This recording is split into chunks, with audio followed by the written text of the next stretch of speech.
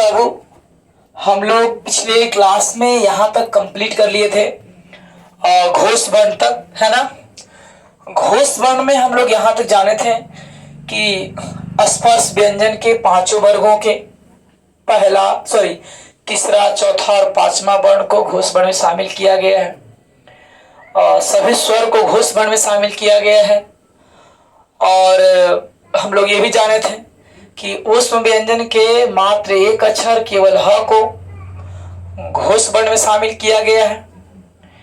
और ये भी पढ़े थे हम लोग कि अंतःस्थ व्यंजन के जितने भी अक्षर होते हैं सभी को घोष वर्ण में ही शामिल किया गया है ना।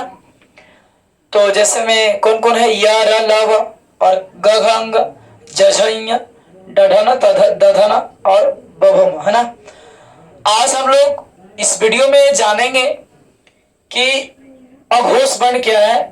क्वेश्चन इससे ज्यादा पूछता भी है, और यदि आप अच्छे से तैयारी करना चाहते हैं और आप परीक्षा में आपसे एक भी क्वेश्चन आप ना छोड़े या आपसे एक भी क्वेश्चन ना छूटे, तो इसके लिए जो है आपको सही से क्लास करना पड़ेगा, ठीक।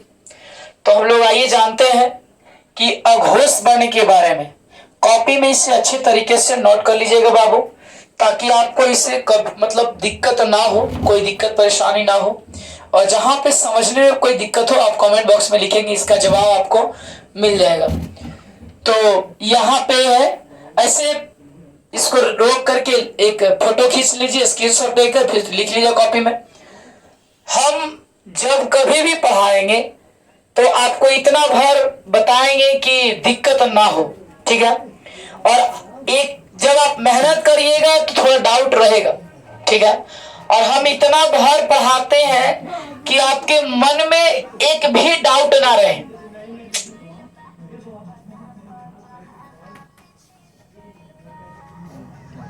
अरे मोबाइल बंद कर यार।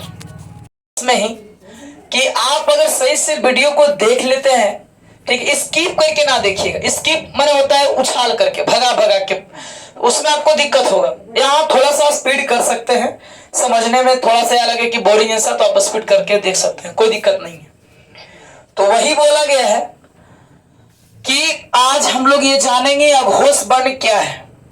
बोलता है बाबू, स्पर्श व्यंजन के पांचों वर्गों के, स्पर्श व्यंजन के पांचों वर्गों के पहला और दूसरा अक्षर को अघोष वर्ण में शामिल किया गया है। डिजिटल अगर बोर्ड रहता तो आपको जैसे पढ़ाते एकदम पूरा उसको अब स्क्रॉल कर करके आपको क्वेश्चन भी करवा देते हैं। लेकिन कोई बात नहीं, अभी ये बोर्ड है ये वाला, तो इसे भी हम इस पर भी क्वेश्चन लिख लिकर आपको करवा देंगे, ठीक। आइए, तो बोला गया है कि स्पर्श व्यंजन के पांचों वर्गों के पहला और दूसरा वर्ण को अघोष वर्ण में शामिल किया गया है। अघोष यानी कि स्पर्श व्यंजन के पांचों वर्गों के तीसरा, चौथा, पांचवा को कुछ में शामिल किया गया था, घोष में, है ना।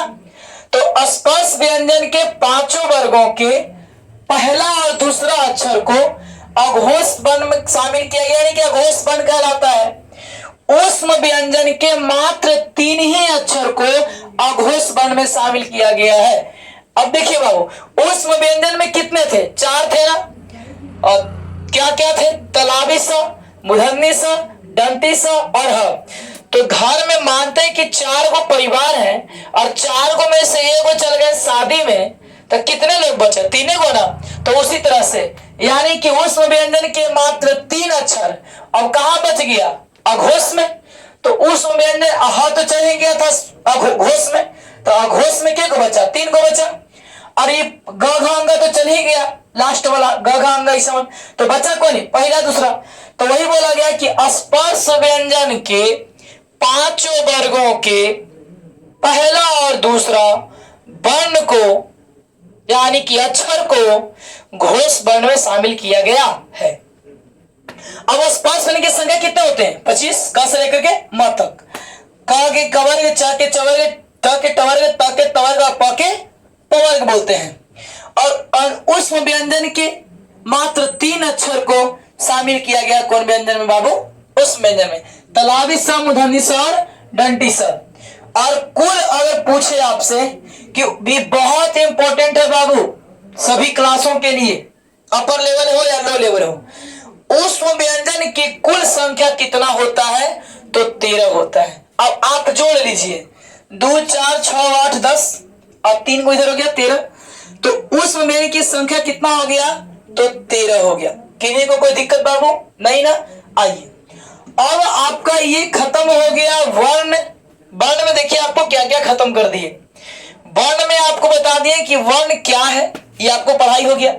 स्वर वर्ण पढ़ा दिए। व्यंजन वर्ण, स्वर वर्ण में आपको ये बताए कि होठों की स्थिति के आधार पर सब पढ़े किए, उत्पत्ति के दृष्टि से बताए। फिर संधि स्वर है ना, एक मात्रिक स्वर, प्लुत स्वर, ह्रस्व स्वर, दीर्घ स्वर सब पढ़ा दिया आपको। फिर व्यंजन मैंने बताया आपको, स्पर्श व्यंजन, अंतस्थ व्यंजन, ऊष्म व्यंजन, संयुक्ताक्षर, ये सारा आपका क्लास आपके वीडियो के माध्यम से आपको अपलोड कर दिया गया है। अब आपको ये भी बता दिए कि वर्गों का वर्गीकरण यानी कि वर्णों का वर्गीकरण किया गया है। इसमें बोला गया कि वर्णों का वर्गीकरण यानी कि 2 भागों में बांटा गया। किसके आधार पे? परीक्षा पूछ सकता है कि घोषत्व के आधार पे वर्ण के कितने भागों में बांटा गया है? तो घोषत्व के आधार पे वर्ण को 2 भाग बांटा गया है, एक घोष वर्ण और एक अघोष वर्ण। तो घोष वर्ण तो आपको पिछले ही क्लास में दे दिए हैं और इस वीडियो में हम लोग जानेंगे अघोष वर्ण। तो अघोष वर्ण इस प्रकार से आपका क्या हो गया?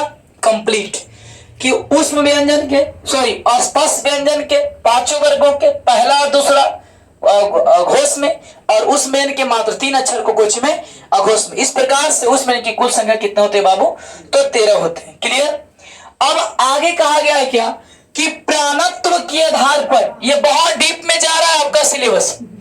प्राणत्व के आधार पर इतना आपको अगर पढ़िएगा बढ़िया टीचर से या ऑफलाइन क्लास में, तो 12th लेवल में या 10th लेवल तो बहुत कम ही मिलता है, लेकिन ऐसे किताब में बीवीडी गाइड में दिया है। तो प्राणत्व के आधार पर वर्ण के कितने भाग में बांटा गया बाबू? तो प्राणत्व के आधार पर वर्ण को 2 भाग में बांटा गया है। ठीक है, पहला बांटा गया है अल्प प्राण और दूसरा बांटा गया है महाप्राण, है ना। पहला है आपका अल्प प्राण और दूसरा है महाप्राण। देखिए बाबू, अगर अभी आपको अगर ज्यादा लंबा वीडियो बना देते हैं तो आप देख नहीं पाते हैं, फिर आपको बोरिंग फील होता है। और शॉर्ट छोटा छोटा करके अभी वीडियो बना रहे हैं। परीक्षा के जब हम लोग करीब पहुंच जाएंगे तो फिर लाइव क्लास जुड़ेंगे और लाइव क्लास में आपको कोई दिक्कत नहीं होगा। शुरुआती है अभी, इसमें अगर ज्यादा लॉन्ग वीडियो बनाते हैं तो बच्चे सही से पढ़ नहीं पाते हैं, उसमें उन्हें अन्नस बढ़ता है। लेकिन उस समय परीक्षा के जब काफी हम लोग नजदीक आ जाएंगे तो आपका लंबा लंबा क्लास चलेगा, घंटों घंटों तक क्लास चलता रहेगा। ठीक है, तो आइए, बोला गया है कि प्राणत्व के आधार पे वर्ण को कितने भाग बांटा गया बाबू? तो 2 भाग बांटा गया। पहला है आपका अल्प प्राण और दूसरा है महाप्राण। पहला अल्प प्राण और दूसरा है महाप्राण। तो बोला गया है कि अल्प प्राण क्या होते हैं? तो स्पर्श व्यंजन के 5 वर्गों के, स्पर्श व्यंजन के 5 वर्गों के पहला, तीसरा और 5वां वर्ण को अल्प प्राण में शामिल किया गया है। स्पर्श व्यंजन के 5 वर्गों के, है ना, यहां मिटा दे रहे हैं बाबू, स्पर्श व्यंजन के 5 वर्गों के, है ना, स्पर्श व्यंजन के 5 वर्गों के कौन कौन बाबू? पहला, है ना, पहला, तीसरा और 5वां। यानी कि देखिए क ख ग घ अंग, है ना, च। देखिए अंग, इससे क्या बोलेंगे, इससे क्या बोलेंगे और इससे क्या बोलेंगे, ध्यान देना। इससे हम लोग बोलेंगे अंग, इसे क्या बोलेंगे? अंग। और इससे क्या बोलते हैं? ड बोलते हैं। ठीक है, अब देखिए हम लोग बोलते हैं सड़क, तो आप ऐसे देखे होंगे लिखा हुआ सड़क, सड़क, ऐसा नहीं देखे होंगे लिखा हुआ इस तरह से। लेकिन आप संस्कृत में गंगा लिखा देखे होंगे, गंगा, तो इस तरह से देखे होंगे गंगा, ऐसे गंगा, है ना। ऐसे तो खैर इसमें नहीं पढ़ता, ऐसे डायरेक्ट गंगा देता है ऐसे। तो ये है, इससे हम लोग अंग पढ़ते हैं और इसे क्या पढ़ते हैं? ड। ध्यान रखिएगा, इसे पूछता है कभी कदम, या आपको कोई पूछेगा भी या कोई पूछ सकता है। तो आइए, क ख ग घ अंग, बस 2 मिनट।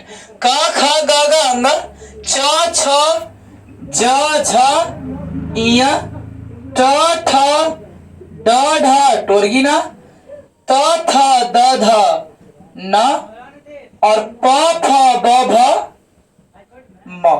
तो बोला गया कुछ हुआ स्पर्श व्यंजन के 5 वर्गों के, है ना, पहला, तीसरा और पांचवा। तो पहला, तीसरा और पांचवा। अब कौन कौन आएगा?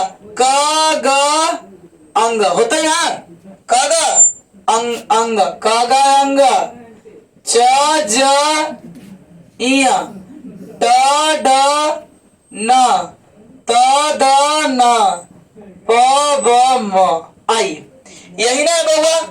अब तो कैसे याद करेंगे? बोलेंगे क ग अंग च ज इय ट ड न त द न प ब म। हो गया अल्पप्राण।